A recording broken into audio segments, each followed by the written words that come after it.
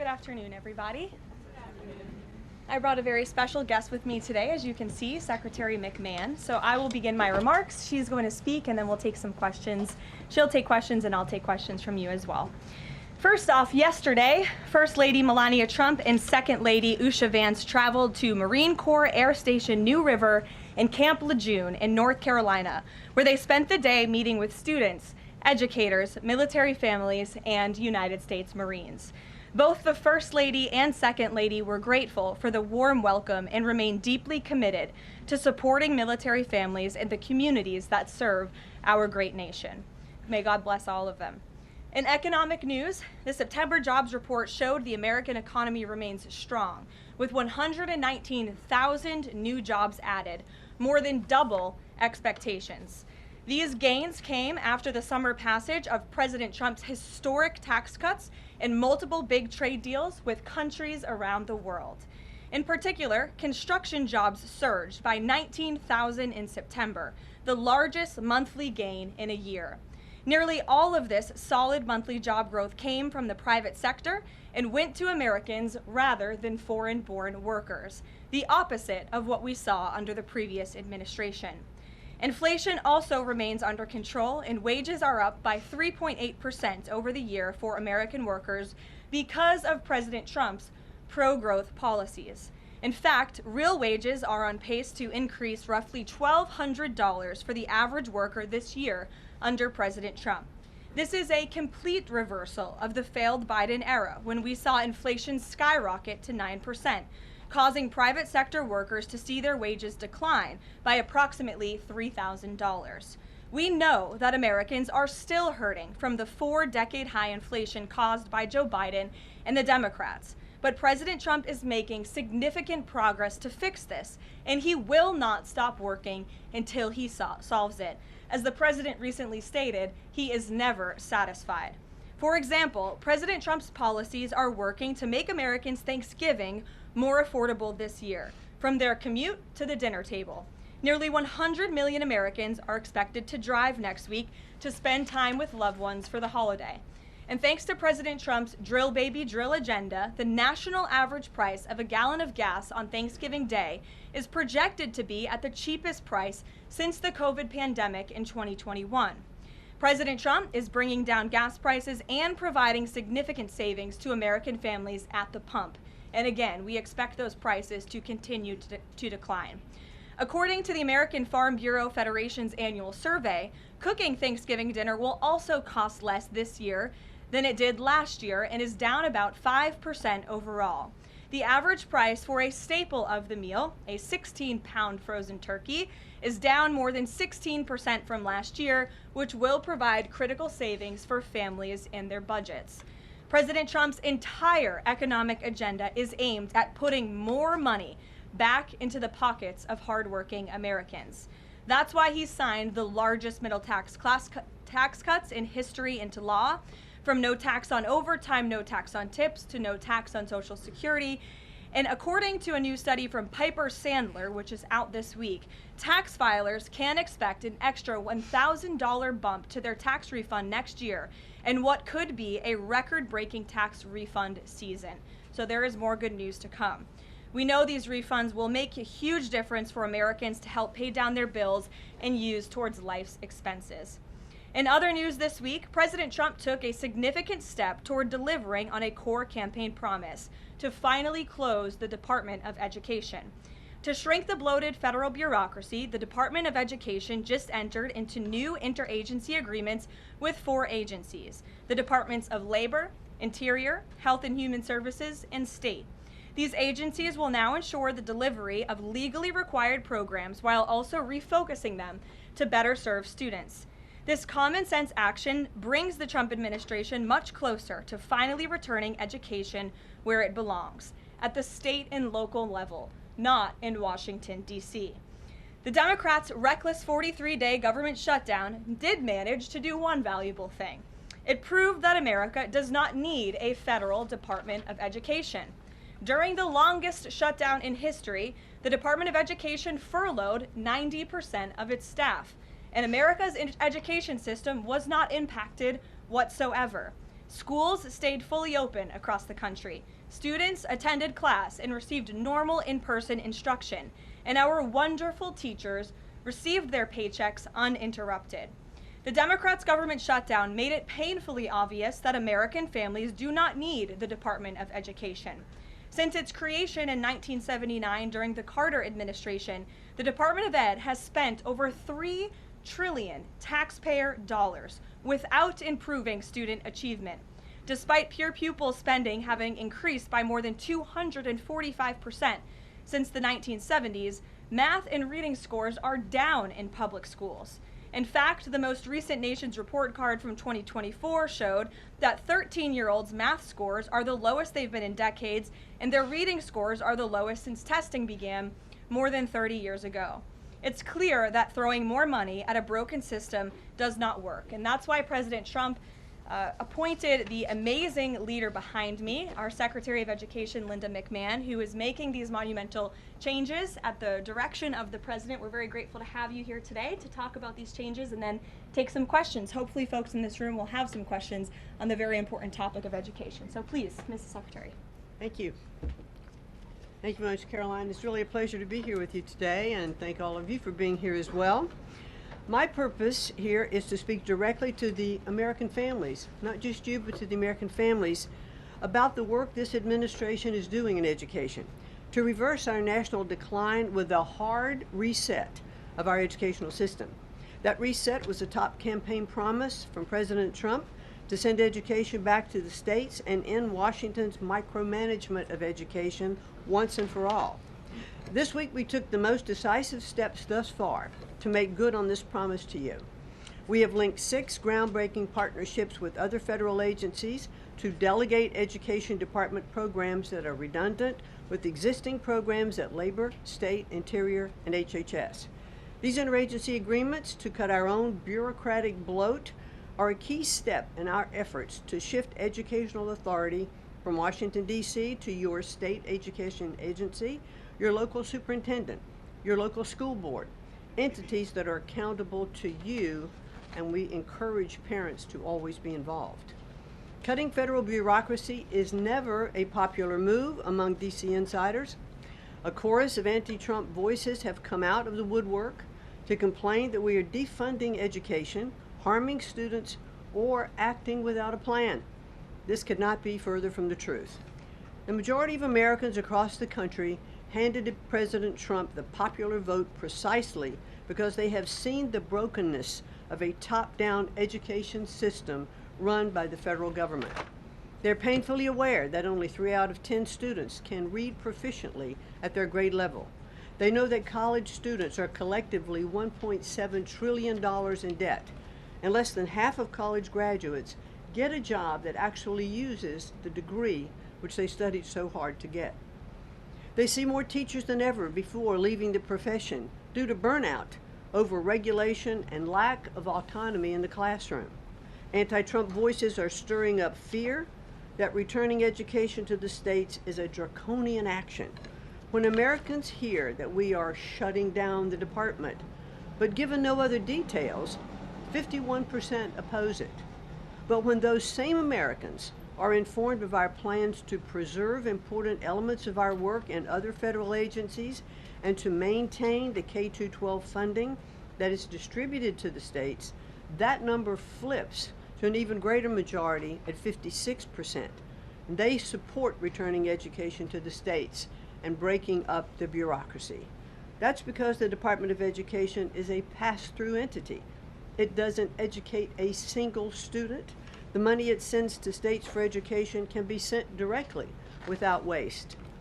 The Democrats' government shutdown proved that without a doubt, and I'll reiterate what you said, that the Department of Education was not necessary during the shutdown.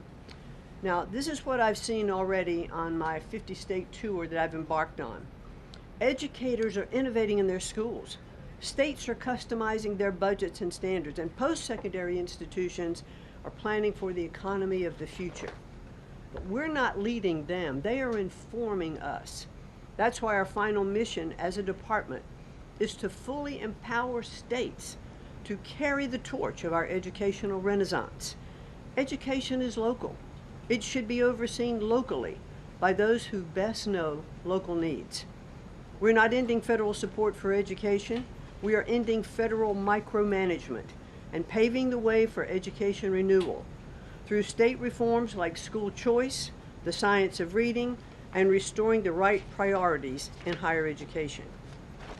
President Trump promised to send education back to the states, and we're keeping that promise.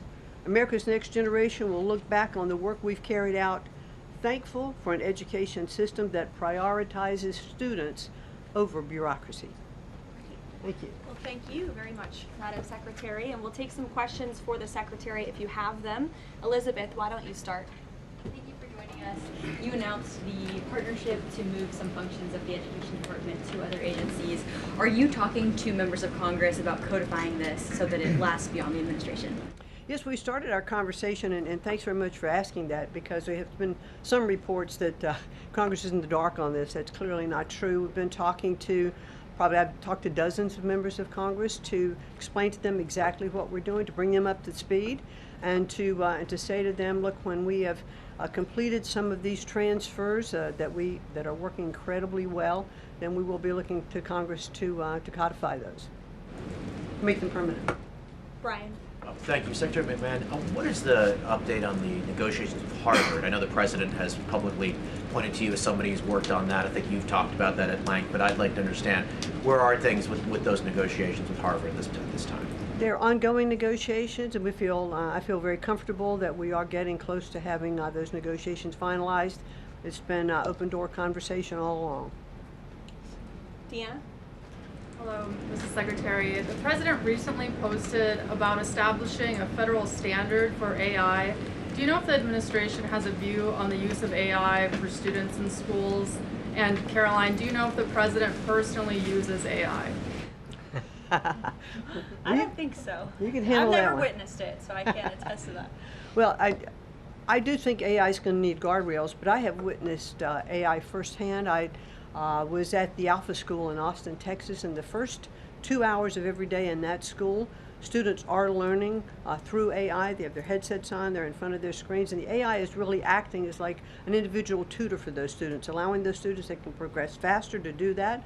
Those who need a little catch-up, it refeeds information to them. And so after those 2 hours of learning, the basics of what they're doing in their curriculum that day, then they spend the rest of the day, I mean, they have good recess and all of that time, but then they spend the rest of the day in what are called life skills, and they're actually using the information that they've learned this morning. So I've seen some AI in action that is really proving quite beneficial. Michael.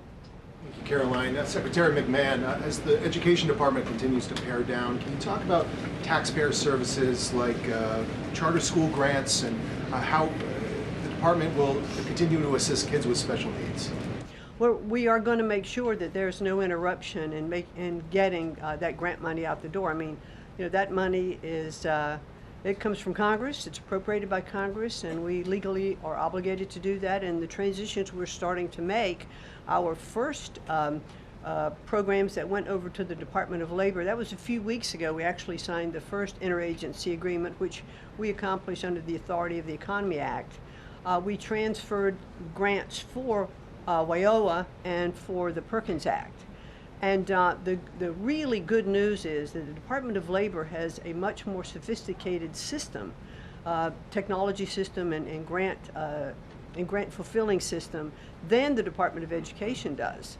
As a matter of fact, our executive manager that went over with that group over to Labor said he would compare what the labor system is to education's like held together by bubble gum that is not connected to any other part. So we were able to get those grants out the door more smoothly, and states have actually better access for those systems than they do at the Department of Education. So that's a real bonus. Take a couple more. Carrie, go ahead. As far as the diversity, equity, and inclusion new regulations that came out from the administrations, a lot of schools, whether high school or even higher education is concerned, some of them are defying these new administration policies, even apparently according to a new report. I'm sorry, I can't hear you, but as far as there's been a new report from the administration saying that half of medical schools are defying the administration. when it comes to DEI policies. What type of action will the administration take for these schools that are defined in the DEI policies? Well, certainly the President has been very clear, and the Department of Education has taken measures to make sure that as schools are developing, their policies, or if they have open DEI offices, they're closed, or DEI regulations and rules are stripped, from their programs, and so that will continue. Great. We'll take one more. Go ahead. Thank you, Karoline. Secretary McMahon, my question is, since you said 3 out of 10 students are literate with regard to their reading capacity, would now the states help to improve those numbers since you have gone back to the states? Well, what we are finding that the states that are making great progress, it's through their own innovation. It's not coming from the Department of Education. I think the Department of Education is really misunderstood about what our function is. We don't teach one student. We have nothing to do with the curriculum that are in any states. We are a pass-through pathway from money that's appropriated by Congress to get to the states. But what we have seen in those states that have taken that initiative and they are embracing the science of reading and returning that into their school programs. Louisiana has done it. Mississippi, they call it the Mississippi Miracle, because they were like, I think, bottom or next to last in reading proficiency in Mississippi, and now they're like middle of the pack, which has been a really big jump. Florida has, Iowa has, Tennessee. So, but these are innovations that are done at the state level. This is not anything we're dictating, and that's why I'm saying returning education to the states where they really are already leading in their education endeavors, and 90% of their budget they provide. The federal government only provides 8 to 10% of the budget for education, so let's make sure that that grant money that's coming from the federal government is getting in their hands as efficiently as possible and getting to students. We don't want teachers having to spend their time and money in regulatory compliance. There was one superintendent chief who said to me that they had done some calculation in their state, and that for every dollar that went into the classroom in a grant, 47 cents was spent in regulatory compliance. So let's get the money into the hands of our students and our teachers. Let's raise the level of education. The other thing I'll do, and I'll quickly wrap up for you, is this 50-state tour that I have embarked on. We've done about 14 states. We've shut down a little bit during the shutdown. But what I am doing is visiting different kinds of schools, grammar schools, middle schools, high schools, micro schools, private schools, charter schools, the whole gambit. And in the end, my goal will be, as we step away and fully deliver education back to the states, is to provide them with a best practices toolkit of all of the things that I have seen around the country to say, hey, this is working. Check with these superintendents, check with these governors. And you know what I found a little bit is governors are a little competitive, so it's kind of nice to give some of these best practices out there. It'll work because it's already working. If we leave it with the people who are closest to the students, the president believes, as do I, the best education is that's closest to the child, and parents' involvement is critical to the success. Awesome. Thank you so Thank much. you, Linda. Good Thank you pleasure. so much. Thank I you. appreciate your coming All right. today. Thanks for your great work. Whoops. And Thank she's you all very much. a busy lady, so we'll let her Come get on. back to work. All right. Thank you again. Well, let's get to it.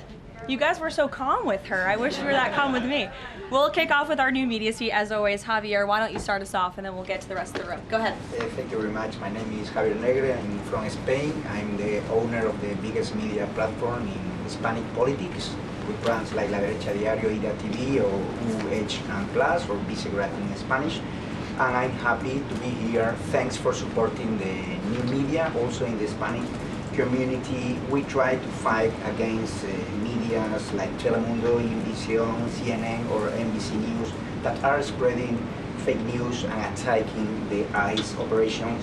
We will premiere this Sunday the Real America's Voice, the Rainy Show, the first Hispanic show against communism and woke culture that is promoted by people like George Soros to bring communism all over the world, like happened in New York. I have two questions for you, if you don't mind. In Mexico, the young people is protesting against President Sheinbaum. They think she's doing nothing against the cartels.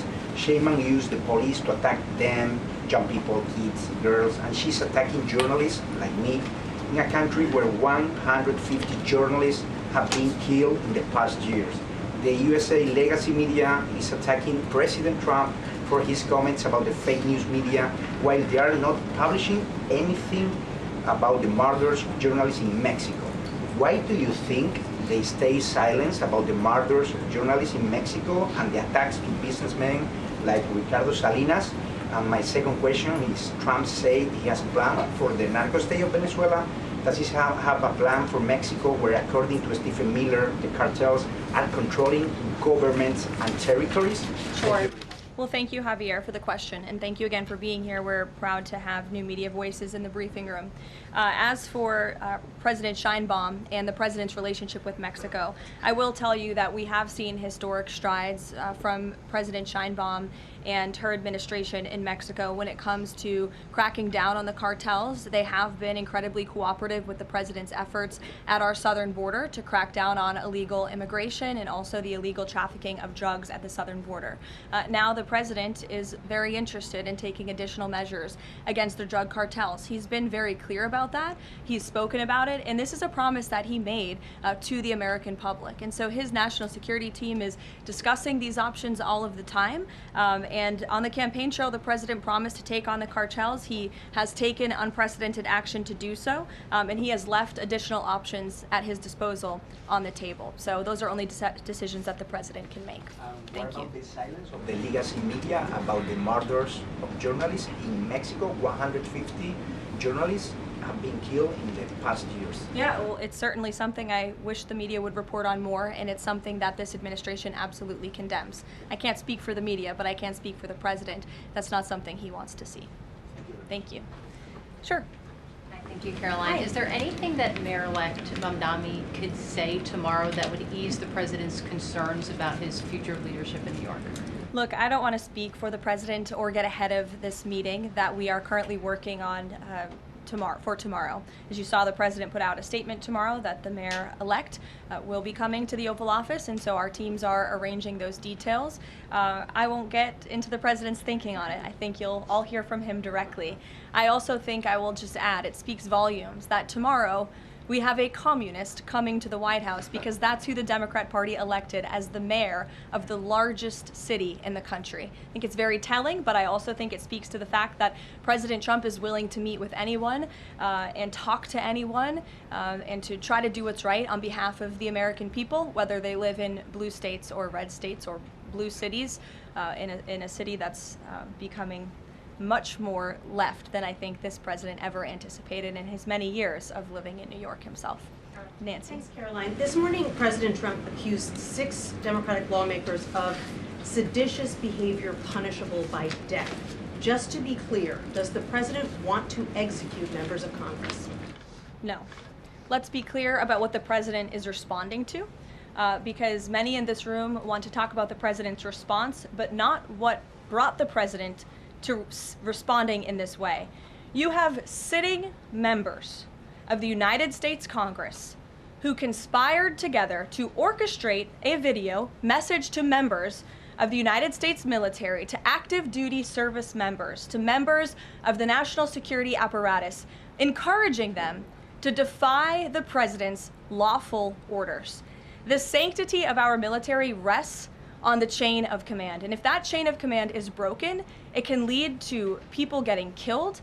It can lead to chaos. And that's what these members of Congress who swore an oath to abide by the Constitution are essentially encouraging. We have 1.3 active duty service members in this country. And if they hear this radical message from sitting members of Congress, that could inspire chaos and it could incite violence and it certainly could disrupt the chain of command.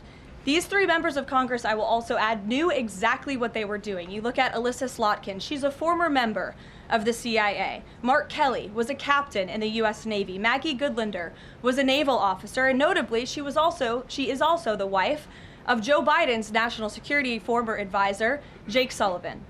And so these members knew what they were doing. They were leading into their credentials as former members of our military, as veterans, as former members of the national security apparatus to signal to people serving under this commander-in-chief, Donald Trump, that you can defy him and you can betray your oath of office. That is a very, very dangerous message.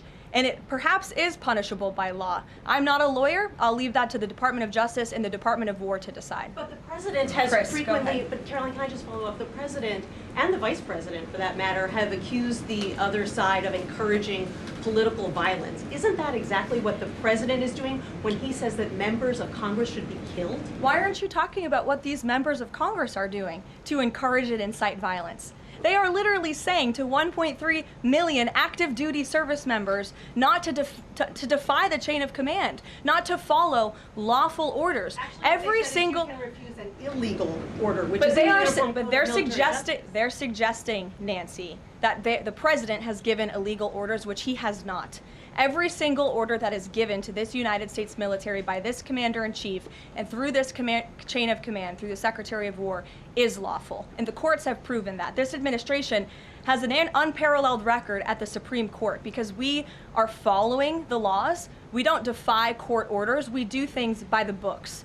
And to suggest and encourage that active duty service members defy the chain of command is a very dangerous thing for sitting members of Congress to do. And they should be held accountable, and that's what the president wants to see. Phil. Thank you. Ambassador Mike Huckabee had a meeting with Jonathan Pollard, a former U.S. citizen who was convicted and spent 3 decades in jail for selling state secrets to Israel. Did the White House know that that meeting was going to happen? Does the administration condone it? The White House was not aware of that meeting, but the president stands by our ambassador, Mike Huckabee, and all that he's doing for the United States and Israel. You said that the president was going to do what was right for U.S. citizens, regardless of whether they lived in blue or red states. I'm curious if there's any chance in tomorrow's meeting with Mayor-elect Mamdani that he will be able to convince the president to abandon that promise to cut off federal funding to New York City. Look, Phil, we'll see how the meeting goes tomorrow, and I'll let the president speak for himself. Natalie. Thank you, Caroline. What did the president mean when he called reporter piggy? Look, the president is very frank and honest with everyone in this room. You've all seen it yourself. You've all experienced it yourselves, and I think it's one of the many reasons that the American people reelected this president, because of his frankness. And he calls out fake news when he sees it. He gets frustrated with reporters when you lie about him, when you spread fake news about him and his administration. But he also is the most transparent president in history, and he gives all of you in this room, as you all know, unprecedented access. You are in the Oval Office almost every day asking the president questions. And so I think the president being frank and open and honest to your faces rather than hiding behind your backs is frankly a lot more respectful than what you saw in the last administration, where you had a president who lied to your face and then didn't speak to you for weeks and hid upstairs and didn't take your questions. So I think everyone in this room should appreciate the frankness and the openness that you get from President Trump on a near daily basis. And Go ahead. As a follow-up, Yes. The Go Washington ahead. Post just Go reported that the Coast Guard has I'm stopped calling on considering- Bloomberg. Go ahead. Caroline, Thank you. thank you. 2 questions for you. The New York Times is reporting that the administration is now sending a U.S. official to the G20. They are sending Mark Dillard. Can you confirm if that is true, and then also explain the shift in? I'd be happy to explain, because there is not a shift. The United States is not participating in official talks at the G20 in South Africa. I saw the South African president running his mouth a little bit against the United States and the president of the United States earlier today, and that language is not appreciated by the president or his team. The ambassador or the representative of the embassy in South Africa is simply there to recognize that the United States will be the host of the G20. They are receiving that send-off at the end of the event. They are not there to participate in official talks, despite what the South African president is falsely claiming. On Ukraine, there have been reports that President Zelensky said, he's looking to look at the plan, that there's been reports about the Trump administration proposing a plan. Can you just give an update on where Russia-Ukraine stands, and does the president plan to speak with Zelensky anytime soon, or when can you expect that? So I'm happy to provide an update. I've seen quite a bit of reporting on the latest with Russia-Ukraine, so let me clarify and give you guys the truth on where it currently stands. President Trump has made it very clear since day one and even on the campaign trail, that he wants to see this war come to an end. He has grown increasingly frustrated with both sides of this war, Russia and Ukraine alike, for their refusal to commit to a peace agreement. But nevertheless, the president and his national security team are steadfast in seeing this war come to an end, to end the killing and deliver on the president's promise. Special Envoy Witkoff, Marco Rubio, have been working on a plan quietly for about the last month. They've been engaging with both sides, Russia and Ukraine, equally to understand what these countries would commit to in order to see a lasting and durable peace. That's how you get to a peace negotiation, right? That's how it worked with Israel, with respect to Israel and Gaza and all of the Arab countries in the Middle East. That's how we accomplished that historic agreement, which the UN, by the way, voted to commit to and accept this week, which was a huge monumental moment. So they have been engaged with both sides, and these talks are continuing. As always, I'm not going to litigate the details of this plan as it's ongoing and it's in flux, but the president supports this plan. It's a good plan for both Russia and Ukraine, and we believe that it should be acceptable to both sides, and we're working very hard to get it done. And I'll also add, I know Secretary Driscoll did meet with President Zelensky today. We spoke with him. He was very optimistic following that meeting. And so again, we are having good conversations with both sides with respect to ending this war. Karoline? Sure, go ahead. On Ukraine, you said this is a good plan. So according to our sources, this proposal demands major concessions from Ukraine and doesn't demand much from Russia. So was Russia involved in drafting Your this? understanding is wrong. Have you read the full plan? You haven't. Sources said. Yes. So if you can give details, maybe. You've read reporting from one side of the war, and so I want you to understand that the administration has talked equally with both sides. You have seen President Trump engage directly with both President Putin and President Zelensky. Likewise, his national security team has as well. In fact, Special Envoy Witkoff and Secretary Rubio met with some of the Ukrainians just in the past week to discuss this very plan. And so just like you saw with respect to Israel and Gaza, we are hearing out both sides of this war to understand what can you commit to end the war. And that's ultimately how we are going to get to an agreeable solution. That's what the president has directed of his team. I know there's a lot of criticism out there and a lot of doubters, but I would just remind you of the historic success that this president and his team accomplished in the Middle East. We believe that is possible with Russia and Ukraine, and we're hoping and working very hard to achieve that. Stephen. Could you provide a little more context on what to expect tomorrow with the Mamdani meeting? Will it be in the Oval Office, or is it going to be open at least partially to the press? I don't have any more details to read out for you on the meeting quite yet, Stephen. I know it's of great interest to you and the New York Post, but we'll keep, maybe if it opens, we can commit to letting you in. Sure, go ahead. Thank you, Karoline. It came up yesterday during a confirmation hearing for the president's pick to lead the CFTC that the CFTC currently has 0 Democrat commissioners, whereas usually it's had 2 or more. Does the president plan to appoint Democrats to financial regulators like the CFTC and SEC, or does the president feel that there shouldn't be Democrat leadership at those agencies, consistent with the administration's move earlier this year to remove Democrats from the FTC and other agencies? I'm going to be completely honest. I haven't spoken to the president about the CFTC in quite some time, but I'm happy to check in with our presidential personnel office and see if there's any updates that we can provide you there. Sure.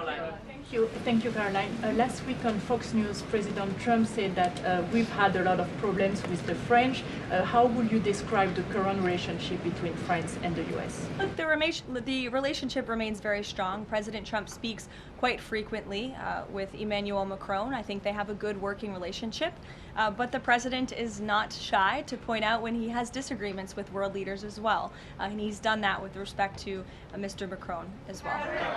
Deanna, go ahead. Karoline, there are reports that Qatar is acting as a mediator in the Ukraine peace process. Can you confirm that, and why did the president choose that country? I'm not going to get into further details other than what I previously shared, which I think was quite a bit of information. Brian? Thank you, Karoline. 2 questions. We were talking about 4 earlier in this briefing about the president's orders. You were going back and forth about what the ad said and what it didn't say. My first question is... The ad? The advertisement that the Senate Democrats were featured in. So the first question is, no matter what the order is, it could be to any administration official, military or otherwise, no matter if legal experts might think it's illegal. Does the president expect those cabinet members, administrative officials to go ahead with those orders regardless of any outside thinking or experts? The president expects his cabinet officials and the administration to follow the law and to demand accountability and hold people accountable for their dangerous rhetoric. And I would just add that if this were Republican members of Congress who were encouraging members of the military and members of our United States government to defy orders from the president and from the chain of command, this entire room would be up in arms. But instead, it is the other way around, and I think that's quite telling. I'm going to let you all go because the president, excuse me, I appreciate the encouragement this morning, but this afternoon. But President Trump is about to meet in minutes with Israeli hostages who this administration freed, and so I'm going to go up to that meeting, and you will hear more about that later. Thank you. You misquoted Democrats in that video. That's actually not what they said.